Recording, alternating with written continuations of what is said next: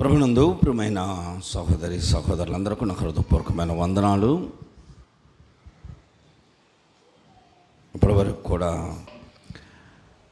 ఇదినా మన వాక్య భాగం మార్కు సువార్త 11వ అధ్యాయము 25వ వచనాన్ని చదువుకుందాం. అందరూ బైబిల్ తీయండి. మార్కు సువార్త 11వ అధ్యాయము 25వ వచనాన్ని నేను చదువుతున్నాను, అందరూ చూడండి. మీకు ఒకని మీద విరోధమేమైనను కలిగి ఉన్న ఎడల మీరు నిలవబడి ప్రార్థన చేయునప్పుడెల్లను వానిని క్షమించుడి, అప్పుడు పరలోకమందున్న మీ తండ్రియు మీ పాపములో క్షమించును. ఈరోజు మన వాక్య భాగము క్షమించుము, అప్పుడు నీవు క్షమించబడదువు. క్షమించుము, నీవును క్షమించబడదువు. క్షమించుట, క్షమాపణ. ఈరోజు వాక్య భాగం అందరూ వినండి. ఒకరోజు ఒక యవనస్తుడు రోడ్డును వెళుతూ ఉన్నాడు. అతడు కారు నడుపుతూ వెళ్తున్నాడు. కారు నడుపుతూ వెళుతూ పరధ్యానంగా నడిపాడు. పరధ్యానంగా నడిపి ఆ మార్గంలో నడుచుకుంటూ వెళుతున్నటువంటి ఒక వ్యక్తిని కొంచెం అలా తగిలించాడు. అతను కింద పడిపోయాడు. మొహం దూక్కుపోయింది, మోచేతులు కాళ్ళు దూక్కుపోయాయి. రక్తం, ముఖమంతా రక్తం అయిపోయింది. ఇతను కారు ముందుకు ఆపేసి సడన్గా దిగొచ్చి అతన్ని, అయ్యా నేను ఏదో పరధ్యానంలో ఉన్నాను, క్షమించు అయ్యా, నన్ను క్షమించయ్యా అని అతను క్షమాపణ అడుగుతున్నాడు. అతను లేచి నిలబడి కాళ్ళు చేతులు అన్నీ జాడించి, అరే అబ్బాయి నా కాళ్ళు చేతులు ఏమి విరగలేదు, దూక్కుపోయింది, క్షమించమని అడిగావు కనుక నేను క్షమిస్తున్నాను, వెళ్ళిపోయాక ఇక్కడ ఉన్నామంటే నిన్ను నలుగురు చేరితే కొడతారు, నిన్ను వెళ్ళిపోని పంపించేశాడు. ఒకరోజు ఇదే అబ్బాయి యవనస్తుడు ఆ మార్గమును వెళుతున్నాడు. అతను ఆ రోజున సైకిల్ మీద వెళ్తున్నాడు. సైకిల్ మీద వెళ్తుంటే ఆ చిన్న పిల్లవాడు అటు నుండి వస్తున్నాడు, అదే మార్గంలో ఎదురు వస్తున్నాడు. ఇతను నిర్లక్ష్యముగా సైకిల్ నడిపి ఆ చిన్న పిల్లవాడిని గుద్దేశాడు. ఆ పిల్లవాడు పడిపోయాడు. వాడికి చెయ్యిరిగింది, దోక్కుపోయింది ఒళ్ళంతా. తల్లిదండ్రులు పరిగెత్తుకుంటూ వచ్చి వేదనతో ఆ అబ్బాయిని బట్టి పోలీసులకు అప్పగించారు, కేసు పెట్టేశారు. ఆ కేసు కోర్టు దాకా వచ్చింది. కోర్టులోకి వచ్చిన తర్వాత ఆ అబ్బాయి కోర్టులో బోన్లో నిలబడ్డాడు. ఎదురుగు చూస్తే అక్కడ ఉన్నటువంటి ఆయన జడ్జి, న్యాయమూర్తి గారిని ఇతను గుర్తుపట్టాడు. గుర్తుపట్టి ఎవరు ఈయన్ని ఎక్కడో చూశాను, నేను ఎక్కడో చూశానని గుర్తుపట్టాడు. ఎవరు అతను అని పోల్చుకుంటే, ఒకసారి ఇతను కారులో వెళుతూ రోడ్డున పక్కన నడుచుకుంటూ వెళుతున్నటువంటి వ్యక్తిని కారుతో గుద్దాడే, అతనే ఇతను. ఇప్పుడు గుర్తుపట్టి ఇతనికి ఇప్పుడు సంతోషమైంది. ఆ రోజు నేను కారుతో గుద్ది అంత ప్రమాదకరంగా అయిపోతే కూడా ఆయన నన్ను క్షమించాడు, కాబట్టి ఈయన క్షమాగుణం కలిగిన వాడు ఈరోజు నన్ను క్షమిస్తాడు అని సంతోషంగా నిలబడ్డాడు.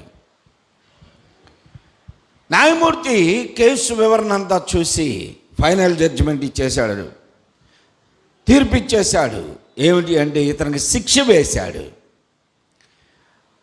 సైకిల్ మీద నిర్లక్ష్యంగా నడిపి అతనికి గాయపరిచినందుకు ఆ బిడ్డని ఇతనికి శిక్ష వేసి పైగా ఫైన్ వేసా డబ్బులు. అప్పుడు ఇతను ఏడుస్తూ ఆ న్యాయమూర్తితో అంటున్నాడు, అయ్యా,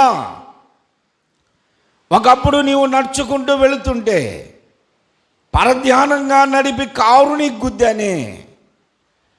ఆ రోజు నీ ముఖమంతా పగిలి రక్తమయమైపోయావు, కాళ్ళు చేతులు దోక్కుపోయినాయి.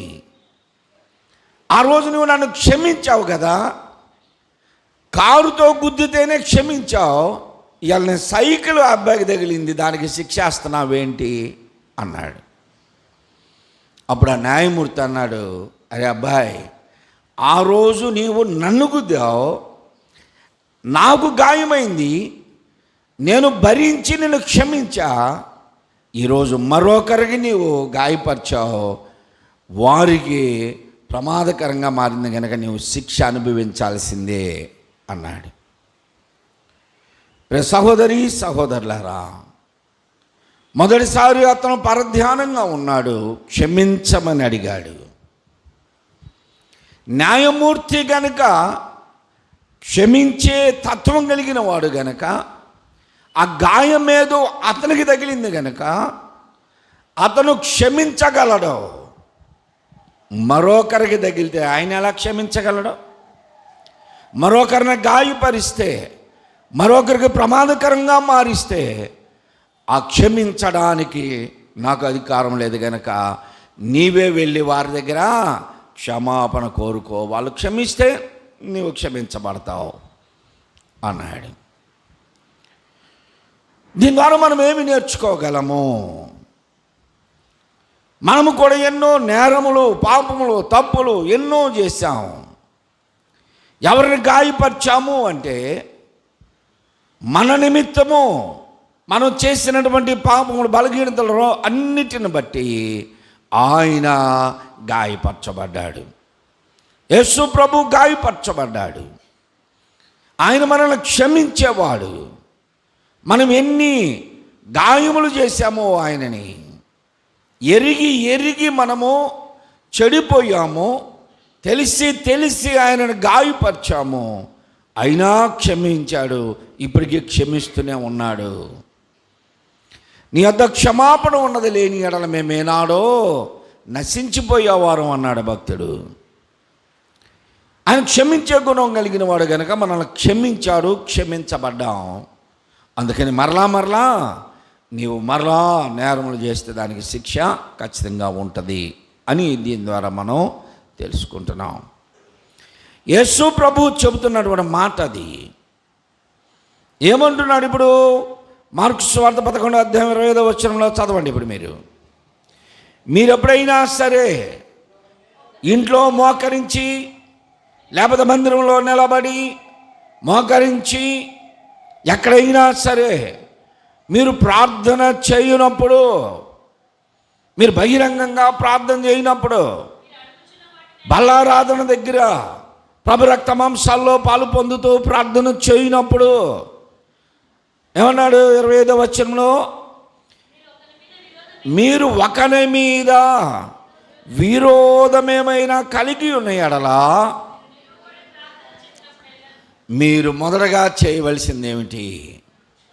ఒకరి మీద మీకు విరోధము, పగ, కోపం, ద్వేషము మీకు ఉన్నప్పుడు, మీ హృదయంలో ఎవరినో మీరు వేసడింపు చేస్తూ, అసహించుకుంటూ, ఇతరులు నీవు నిందిస్తూ, ఇతరుల మీద పగమించుకొని క్షమించే గుణము నీకు లేకుండా నువ్వు నిలబడి ఎంత ప్రార్థన చేసినా, మోకరించి ఎంత ప్రార్థన చేసినా, లబలబామని కొట్టుకొని పరిశుద్ధాత్మ వచ్చిందని ఆడిచి కేకలు పెట్టి చేసినా, నీవు నీ తోటి వారిని ప్రేమించకపోతే, క్షమించకపోతే నువ్వు చేసే ప్రార్థన వ్యర్థం అని చెప్తున్నాడు ప్రభువు.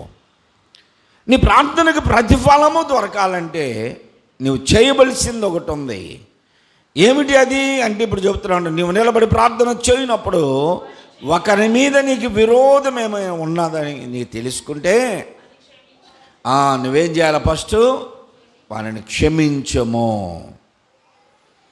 మా జీవితంలో మేము చూసింది కృష్ణా జిల్లాలో ఎల్లమర్రు అనేటువంటి ఒక ఊరు ఉంది.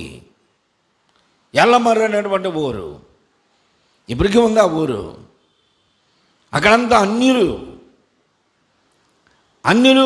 అన్యుల మధ్యలో అక్కడ ఒక ఆయన దేవుడు లేపాడు, రక్షించబడ్డాడు. వెంకటేశ్వర్లు గారని రక్షించబడి ఆ ప్రాంతంలో పరిచర్య చేస్తున్నప్పుడు 3 రోజులు మీటింగ్స్ పెట్టారు. అందులో నాన్న ఒకరోజు వాక్యం చెప్పడానికి పిలిచారు. నాన్నతో పాటు మేము వెళ్ళాం. చివరి రోజు అది. వాక్యం చెప్పిన తర్వాత బాప్తీసానికి సిద్ధపడ్డవారు ఎంతమంది ఉన్నారంటే ఇంచుమించు ఒక 10 మంది పైన ఉన్నారు. ఆ రోజు మధ్యాహ్నం మీటింగ్ అయిపోయిన తర్వాత బాప్తీసాలకు సిద్ధపడితే మధ్యాహ్నం 2 గంటలకు ప్రారంభమైనటువంటి బాప్తీసాల కార్యక్రమం సాయంత్రం 5 దాటింది. ఎందుకు అంత ఆలస్యమైందంటే అందరూ బాప్తీసాలకు సిద్ధపడి చర్చి దగ్గర నుంచి బయలుదేరి వెళుతూ ఉంటే వీరందరూ ప్రతి ఇంటికి వెళ్ళి ఆ ఇంటి వారితో వీళ్ళు క్షమాపణ కోరుతున్నారు.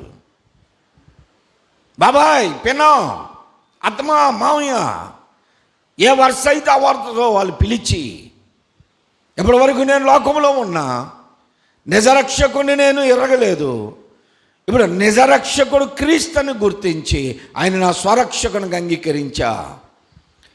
మీ ఎడల నేను ఎన్నో ద్రోహ కార్యములు చేస్తుంటా. ఇప్పుడు మీరు నా మీద పగ పెట్టుకోవాల్సిన పని లేదు, మీ మీద నాకు పగ లేదు, నన్ను క్షమించండి అని కాళ్ళు పట్టుకున్నారు. మేము చూసాం కల్లారా. ఆ ఇంటి వాకిట్లోకి వెళ్ళి వాళ్ళకి దండం పెట్టి నమస్కరించి, మమ్మల్ని క్షమించండి, నేను ఇప్పుడు యేసు ప్రభువుని నమ్ముకున్నాను, బాప్తీసానికి వెళుతున్నానంటే ఆ ఇంటోళ్ళు కూడా ఏడ్చి వీళ్ళ మీద చేతులు పెట్టి, అయ్యా మాకు మీ మీద ఏం పగలేదయ్యా అని చెప్పేసి బాప్తీసాలకు వారు కూడా వెళ్ళనక చర్చి దగ్గర బయలుదేరింది 15 మంది అయితే బాప్తీసాల దగ్గరికి పోయేసరికి 150 నుంచి 200 మంది అయ్యారు. మేము చూసాం కల్లారా. ప్రతి ఒక్కరూ ప్రతి ఇంటికి వెళ్ళి అందరినీ క్షమించమని అడిగి ఏడ్చి కన్నీరు గార్చి చివరికి అక్కడికి వచ్చిన తర్వాత వారు యథార్థ హృదయాలుగా మరి ఏం చేశారంటే బాప్తీసం తీసుకున్నారు క్రీస్తు రక్తంతో.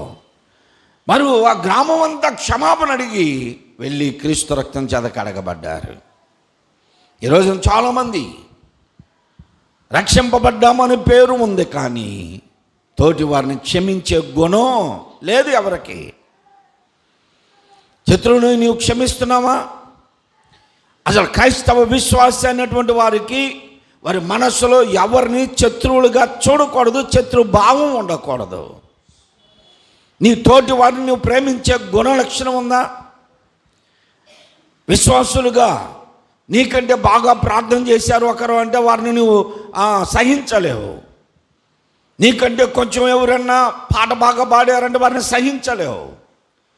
వెంటనే వారిని గురి చెబుతా, ఏం పాటలేదు, రాగం పోయింది, అక్కడ పోయింది, ఇక్కడ పోయింది అని ఎగతాళి చేస్తారు. సావుకులు కూడా అంతే ఉన్నారు. సావుకులు కూడా తోటి వారు చెప్పిన వాక్యాన్ని ఎప్పుడన్నా మెచ్చుకుంటారా?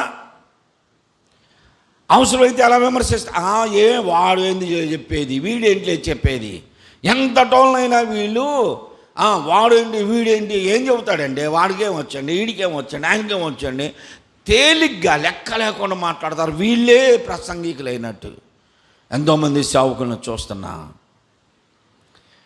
క్రీస్తు రక్తం చేత కడగబడిన విశ్వాస అయినా సేవకుడైనా సరే ఎదుటి వారిని నీకంటే యోగ్యులుగా నీవు ఎంచకపోతే నువ్వు దేవుని బిడ్డవు కాదు, దేవుని ప్రేమ నీలో లేదు.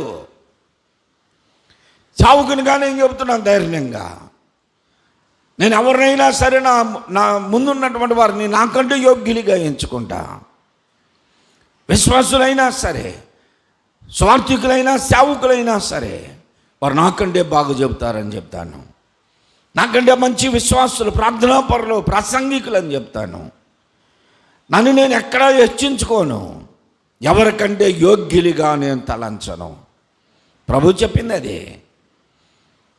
నువ్వు ప్రార్థన చేయనప్పుడు నువ్వు నిలబడితే నీ మనస్సులో ఎవరి మీద విరోధం ఉందో చూసా, వారి దగ్గరికి వెళ్ళి క్షమాపణ కోరుకోనరా, క్షమించమని అడుగు.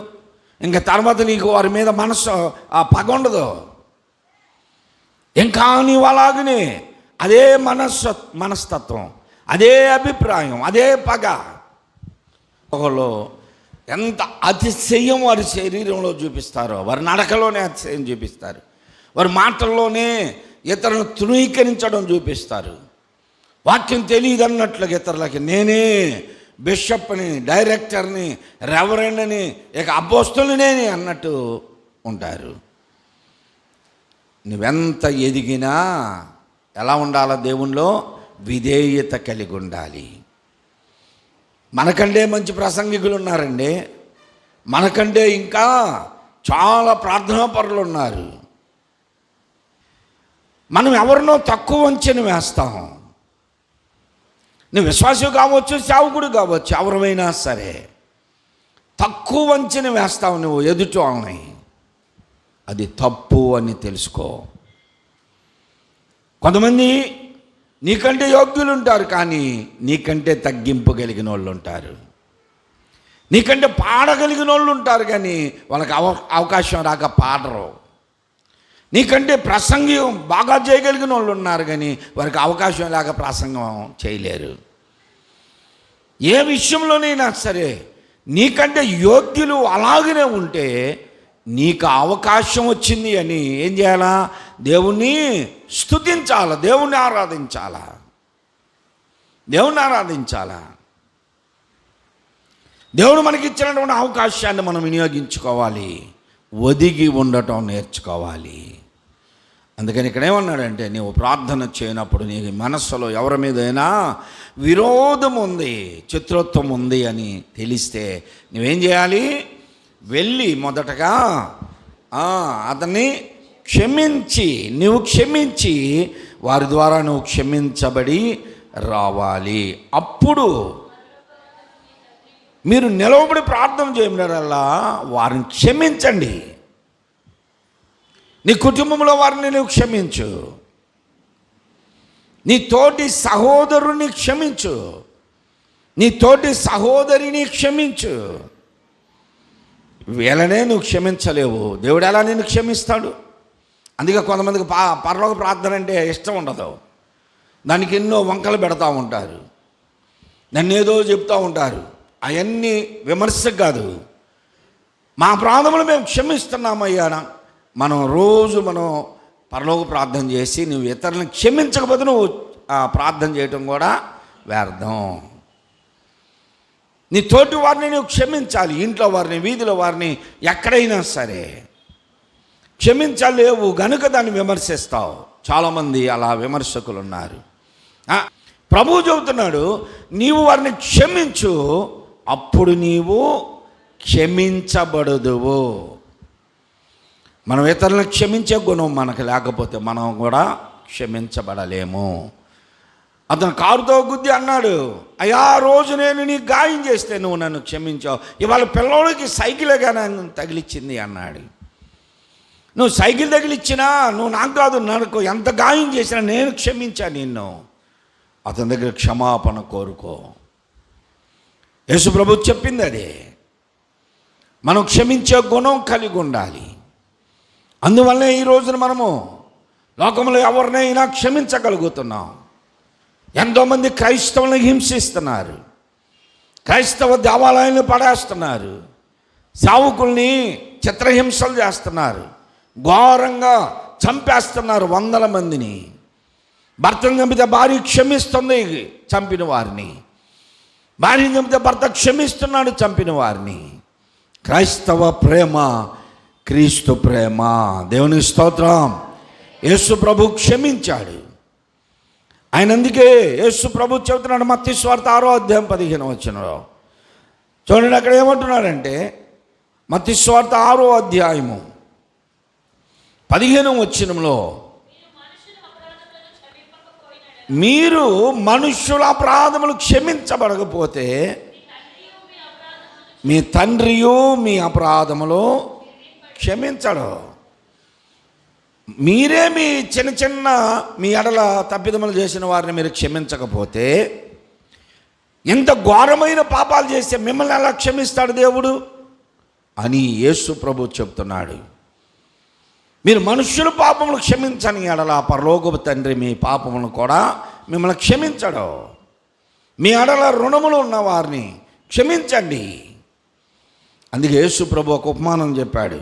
ఒక యజమానుడికి 2 రుణస్తులు ఉన్నారని. ఒక ధనవంతుడికి 2 అప్పుబడి ఉన్నారు. 2 అప్పుబడి ఉన్నారు. ఒకడేమో 500 దేనారాలు, ఒకడేమో 50 దేనారాలు. ఎంతకాలం ఉన్నా ఇప్పుడు అడిగినా అయ్యా ఇస్తానయ్యా ఇస్తానయ్యా ఇస్తాను అంటున్నారే తప్ప ఇవ్వట్లా. ఒకరోజు ప్రభు చెప్పిన ఉపమానం ధనవంతుడు వాళ్ళిద్దరిని పిలిచాడు. అబ్బాయి, నేను ఎప్పుడు అడిగినా మీరు ఇస్తాం అంటున్నారు. మీ స్థితి ఏంటంటే అయ్యా మేము ఈ లేకనే ఇవ్వలేకపోతున్నాం అంటే, అలాగైతే మీ రుణం ఇంక మీరు కట్టాల్సిన పని లేదు, మిమ్మల్ని క్షమించాను పోండి అన్నాడు. 500 దేనారాలు అప్పు క్షమించబడిన అతను సంతోషంగా బయటికి వెళ్ళాడు. వెళుతూ ఉండగా దారిలో ఇతనికి 50 దేనారాల అప్పున్నవాడు ఎదురయ్యాడు. వాడిని పీడిస్తున్నాడు. వీడు క్షమించబడింది ఎన్ని? 5,000 రూపాయలు క్షమించబడ్డాడు. ఇప్పుడు 500 ఇవ్వాల్సిన నీళ్ళు పట్టుకున్నాడు. నేను 5,000 క్షమించబడ్డా, ఇక నేను కట్టాల్సిన పని లేదు 5,000. కానీ నాకు 500 బాకీ ఉన్నామని నేను పట్టుకున్నా. ఎలా ఉంటుంది? అంత విడ్డూరంగా ఉంటుంది. ఏమయ్యా నిన్ను 5,000 క్షమించాడు కదా, 500 క్షమించలేవా అంటే వాదన పెట్టుకున్నాడు. వాదన. ఈ విషయం ఆ ఇంట్లో పనివాడు చూశాడు. వీళ్ళ యజమానుడికి చెప్పాడు, అయ్యా పలానోడికి నీవు 5,000 దేనారాలు క్షమించావు కదా, 500 దేనారాలు అప్పున్న వాడిని పీడిస్తున్నాడా అంటే, ఎవడరావడో పిలిచిరాపో. అరే 5,000 దేనారాలు నేను క్షమించా కదా, నిన్ను 500 క్షమించలేకపోయావా అని ఆ కడపటి కాసు చెల్లించు వరకు అతనిని వేసేయండి జైల్లో అన్నాడు. కనుక ప్రియ సహోదరి సహోదరులారా, మనము మనుష్యులను క్షమించలేకపోతే, విశ్వాసిగా నీవు తోటి విశ్వాసిని, నీ కుటుంబీకుల్ని, నీ ఎడల ఏదో ద్రోహం చేస్తున్నటువంటి వారిని నువ్వు క్షమించలేకపోతే పరలోకపు తండ్రి నిన్ను క్షమించాడు అని ప్రభు చెప్తున్నాడు. ఇలాగా చెప్పినటువంటి ప్రభువు ఆయనే క్షమించాడు. అదే మత్తయి సువార్త 5వ అధ్యాయం 21వ వచనం చూడండి. మత్తయి సువార్త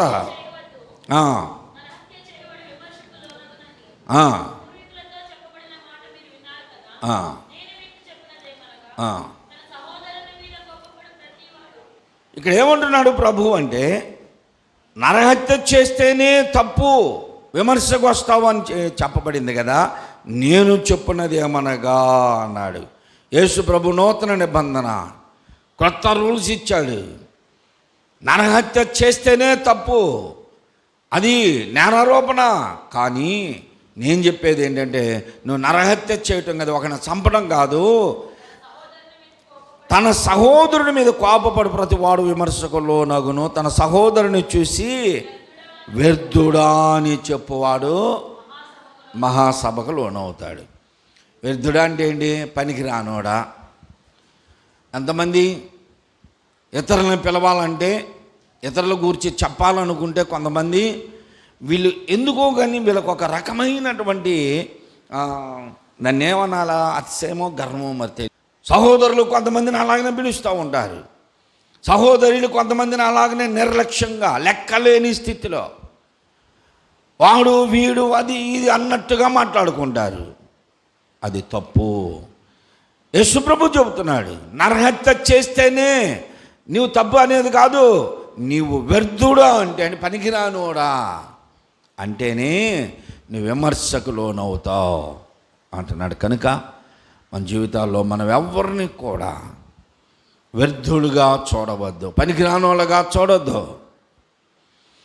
ఎవరి యోగ్యత వాళ్ళదే, ఎవరి స్థితి వాళ్ళదే. నువ్వు బాగా ప్రసంగం చేయగలవా?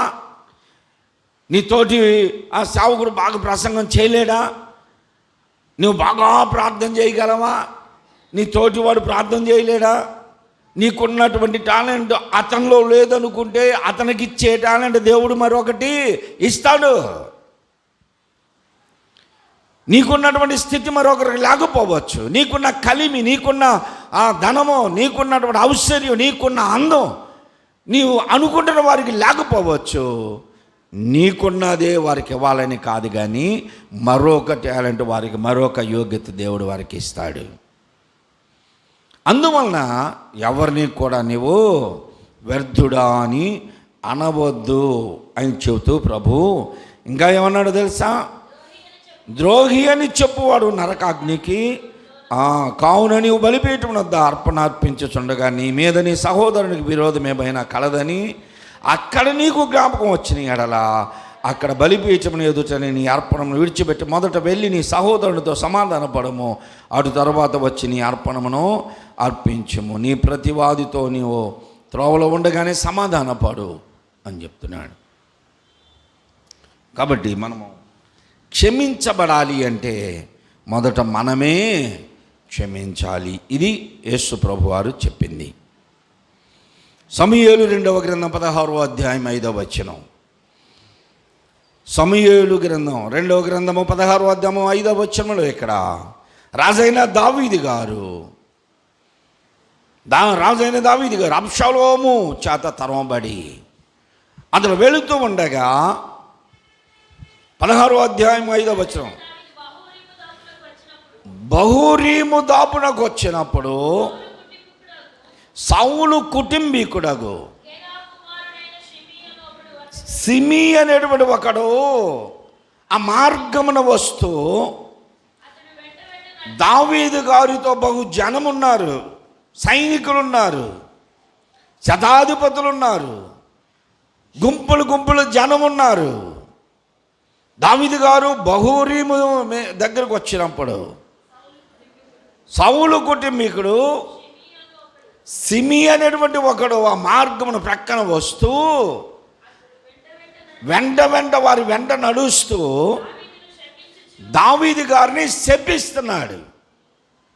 శపించాడు. ఏమని శపించాడో మనకే తెలియదు. ఇతను దావీదు గారిని ఎలా శపించాడో తెలియదు, కానీ వెంట వెనకాలగా వస్తా శపించాడు. జనులందరూ బలాఢ్యులందరూ ఆయన ఇరుపార్శ్వమున అటు ఇటు ఉండగా దావీదైన రాజు మీదనో దావీదు గారి మీదనో ఏం చేస్తున్నాడు? ఇతను రాళ్ళు రువి మట్టి పోస్తున్నాడు, దుమ్మెత్తి పోస్తున్నాడు. నువ్వెప్పుడు దుమ్ము కొట్టుకొని పోతావు, ఎప్పుడు పోతావని. సిమి అనేటువంటి వాడు ఒక సామాన్యమైనటువంటి వ్యక్తి, రాజు కుటుంబీకుడు అయి ఉండొచ్చు, కానీ సామాన్యమైన వాడు. ఇప్పుడు దారి నడుస్తుంది ఎవరు? ఒక రాజు. ఆయన ఇరుపార్శ్వములో బలాఢ్యులు ఉన్నారు, సైనికులు. వాళ్ళందరినీ కూడా లెక్క చేయలే వీడు. ఆ సమయంలో సైనాధిపతికి బాగా కోపం వచ్చేసింది. కోపం వచ్చి అభిషేక్ అయినటువంటి సైనాధిపతి అంటున్నాడు, రాజా నీ అనుమతి నాకు ఒక్కసారి వాణ్ణి దగ్గరికి వెళ్ళి తల నరికి తీసుకొస్తానన్నాడు.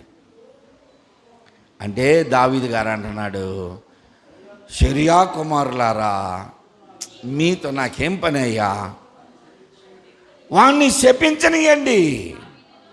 ఒకవేళ దేవుడి అతనికి ఆజ్ఞ ఇచ్చాడేమో దావీదుని శపించమని, మనం ఎంతటి వారమో అతను ఆపడానికి. లేకపోతే ఎంత ధైర్యంగా ఎంతమంది మధ్యలో అతను శపిస్తాడా, పోనీయండి